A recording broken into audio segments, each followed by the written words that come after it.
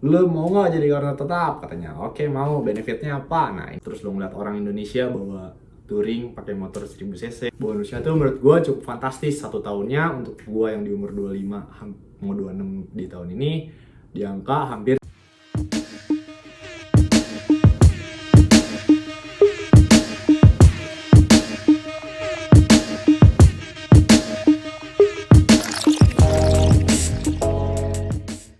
Halo, assalamualaikum warahmatullahi wabarakatuh. Gue udah lama nih nggak bikin video buat YouTube gue, soalnya belakangan gue kan ini males. Nah, ini baru nggak males nih, kebetulan lagi ada vibes positif buat bikin video buat YouTube. Nah, kebetulan gue mau cerita pengalaman gue diangkat jadi karyawan tetap. Kebetulan mulu. Bulan Juni kemarin, awal Juni kemarin gue diangkat jadi karyawan tetap. Nah, ternyata ada banyak hal-hal yang bisa gue sharing di YouTube. Apa sih enaknya jadi kartap, apa sih nggak enaknya jadi kartap di Jepang gitu. Simak videonya. Perbedaannya gue mau ngobrol dulu dari kekurangannya, karena sebelum ke kelebihan gue ngobrol kekurangannya dulu kan. Nah, kekurangan yang paling awal tuh, yang paling bangke menurut gue adalah semenjak gue diangkat jadi karyawan tetap, gaji bulanan gue jadi berkurang. Nggak tahu alasannya kenapa, gue juga bingung banget emang. Misal nih, waktu dulu gue masih Hakeng Kaisa atau karyawan outsourcing, gaji gue misal 1 juta rupiah, misal 1 juta rupiah. Nah, sekarang waktu gue diangkat jadi karyawan tetap, gaji pokok gue jadi 800.000 rupiah. Nah, kan itu bete juga ya, kampret emang. Gitu, salah satu kekurangan yang menurut gue paling menjengkelkan. Tapi sebenarnya tiap tahun gaji pasti naik, enaknya di Jepang tuh gitu. Bukan di Jepang sih, di mana aja pasti kayak gitu. Jadi ya sabar aja lah. Selanjutnya kekurangannya adalah gue disetarakan dengan orang Jepang saat ini. Sebenarnya sih bagus, tapi nggak enaknya tuh kayak kalau dulu nih, gue kan masih Hakeng, misalkan gue nggak tahu apa-apa ya, gue tuh merasa diperlakukan seperti raja aja gitu. Nggak tahu ini Tuan Wira, gini caranya, oh nggak bisa bahasa Jepang, saya ajarin ya gitu kan. Kalau sekarang memang kampret juga jadi. Dikit-dikit lu kan udah selesai, lu udah karyawan tetap ya, namanya juga manusia anjing, nawa jadi bahan ini anjing, alasan dia buat marahin gua. Jadi sebenarnya gini, kan ada orang Jepang nih lulusan SMA masuk ke tempat gua kerja di bagian gua. Nah, gua yang disuruh ngajarin orang Jepang itu. Mungkin tujuannya gua biar bisa belajar Jepang lebih lebih lancar lagi dalam penggunaan bahasanya. Si orang Jepang ini belajar dari gua dalam praktek yang sifatnya teknis gitu. Tapi kan pada prakteknya ya bisa sih, dia bisa kerja karena gue yang ngajarin, anjay. Tapi gue saat ngajarinnya juga ngobrol bahasa Jepangnya belepotan, kayak orang gak jelas aja kan. Mungkin dalam hati orang Jepangnya, ini orang ngomong apa sih bangsat, gak ngerti gue bangsat.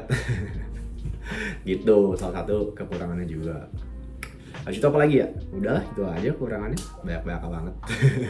Setelah 1 tahun gue melewati masa OJT atau on job training, waktu itu status gue masih Hakeng Kaisa atau karyawan outsourcing. Nah, kan dinilai itu gue kerjanya gimana di perusahaan ini. Ternyata gue kayaknya si Wira bagus nih buat jadi kartap di perusahaan, anjay. Terus dipanggil lah gue sama bagian administrasi, bagian somo, bagian apa tuh nggak tahu gue.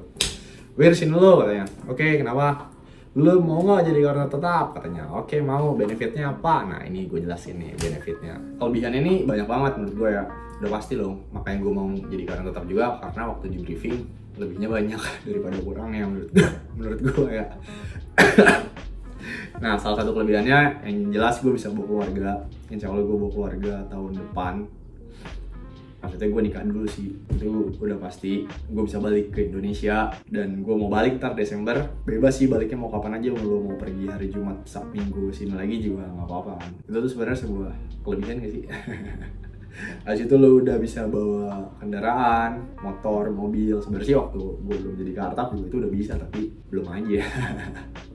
Habis itu apa lagi ya? Habis itu nih, lu tuh jadi benar-benar setara dengan orang Jepang. Tadi padahal gue sebutin dalam kekurangan ya, tapi sekarang gue masukin kelebihan. Jadi di setiap perusahaan tuh ada tingkatan-tingkatan.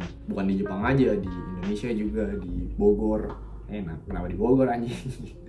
Ada tingkatan-tingkatan kalau di manajemen industri itu dari tingkat 1. Kalau di tempat gue kerja kebetulan dari tingkat 1 sampai tingkat 10. Nah, kebetulan gue sekarang langsung masuk. Waktu gue diangkat jadi kartap, gue langsung masuk ke tingkat 3. Kenapa? Soalnya latar belakang pendidikan gue yang dari bangku S1 kebetulan. Nah, enaknya tuh ternyata sebagai orang asing juga, kita masuk langsung diangkat tingkat 3 tersebut. Dan kalau misalkan gue misalkan orang Jepang nih baru masuk, dia lulusan SMA, habis lulus langsung kerja, keterima di perusahaan, itu tuh tingkat 1, dan dari tingkat 1 ke tingkat 2 itu butuh waktu beberapa tahun. Beda tingkatan tentunya beda pendapatan doang sih sebenarnya di situ doang. Karena gue disetarakan oleh orang Jepang, jadi latar belakang pendidikan gue yang S1 di Indonesia itu kepake juga ternyata di sini untuk jadi benefit yang bisa gue dapetin di perusahaan. Enak banget sih menurut gue ya, salah satu kelebihannya. Kelebihan yang paling ditunggu-tunggu menurut gue sih ya karena dapat bonus ya. Selain gue bisa bawa keluarga, bawa kendaraan, gue bisa balik ke Indonesia kapanpun, gue bisa bikin SIM, bisa apapun lah gue di Jepang. Yang paling enak sih diangkat jadi kartap ya dapat bonus dari perusahaannya lah. Kenapa enak? Soalnya bonusnya di sini emang benar-benar besar ya. Menurut gua bukan di tempat gua aja, di seluruh perusahaan Jepang. Lu jadi karyawan tetap di sana, setiap tahun lu dapat bonus dan itu pasti besar bonusnya. Kalau lu kalau lu posisinya adalah karyawan tetap di perusahaan tersebut, entah apapun visa lu. Jadi waktu itu gue di Mendang atau di Mensetsu sama atasan gue, setelah gue tanda tangan kontrak sama bagian administrasi kan, atasan gue datang nih, penyuluhan sih, Wir, lo kan udah jadi karyawan tetap nih di Jepang, nih hak yang lo dapatkan. Nah, salah satu hak yang gue dapetin adalah gue mendapatkan bonus tahunan di bulan Juli dan di bulan Desember tiap tahunnya. Bonusnya itu berdasarkan hasil penilaian kinerja selama 1 tahun. Karena gue baru diangkat bulan Juni kemarin, berarti bulan Juli sekarang gue nggak dapat. Nah, misalkan lo kerja aja nih, kerja bener gitu lo, kerja lo nggak hebat-hebat banget, lo juga nggak buruk-buruk banget, lo kerja aja datar biasa, bonusnya tuh menurut gue cukup fantastis. 1 tahunnya untuk gue yang di umur 25 mau 26 di tahun ini di angka hampir 3 digit anjay.